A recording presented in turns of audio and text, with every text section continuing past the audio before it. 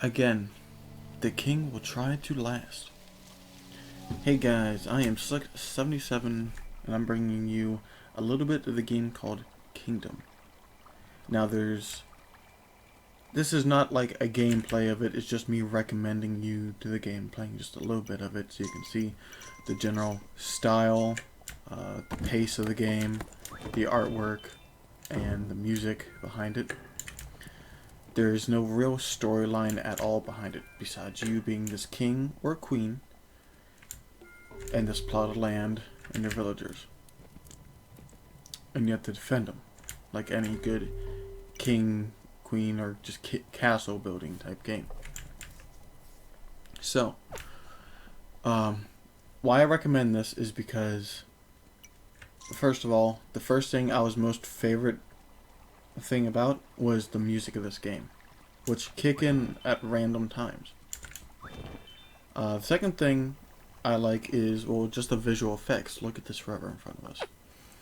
When it's not cloudy, which it sometimes is, you get a nice clear reflection, as you can see, of my king atop his horse, of anything on the battlefield. And you can occasionally lose things in it, like your coins, for example, or tools. You can lose and it costs money to bring them back. The scenery in the background is pretty freaking awesome. Huge pillars of rock in the background.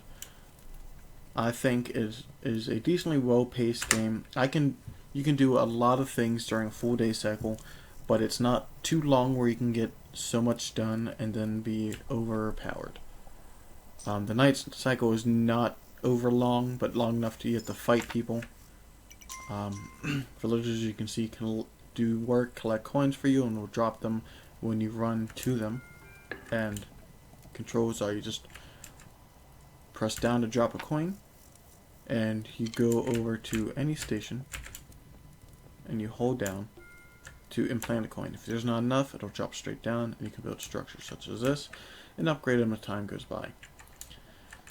There are woods in through here that you can traverse through. There are lands to farm, rocks to see, people to hire in both directions.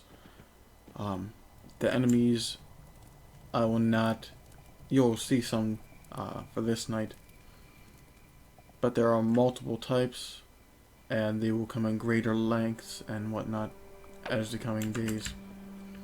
During the night cycle, everyone will quit doing their jobs, aside from builders, and will come back to the base. Archers will stand right behind this wall and defend it, and they will not shoot animals as they are typically will do during the day cycle. So you start off with these main resources, and you can build your castle, which will be the very center here, up to its fullest. There's not, as far as I know, you can progress decently far, but you stop at a certain point, and then it's just fighting back to the monsters, like any good base building game. Listen to the sound effects of it being night. The moon is circling pretty fast.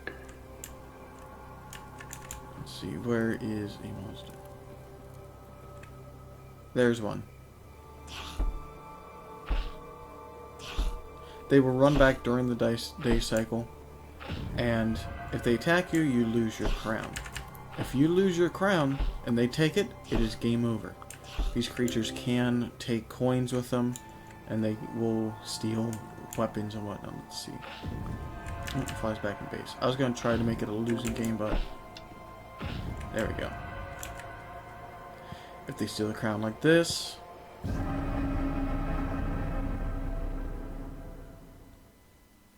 game over. No crown, no king. It tells you how many days you've been through. The achievements go up to 100. I'm not sure what it goes up that far. I've made it to. I like doing multiple different ways of playing this game to the beginning, so I'd make it to around level 20. And if I get overrun, then I start over, try to find a different way to do things. There's a lot of exploration in this game. There's a lot of different ways of starting out, of how to keep playing it. And I highly recommend this game for anyone who has $10 and would like to go to Steam for a new game. It is called Kingdom. If you wish, I can also do a small series on this game just showing you how this game plays out, and that way you don't have to spend $10 on Steam. But I highly recommend you play it for yourself, because you're not used to it. There are some terrifying parts to this game. I will see you guys next time.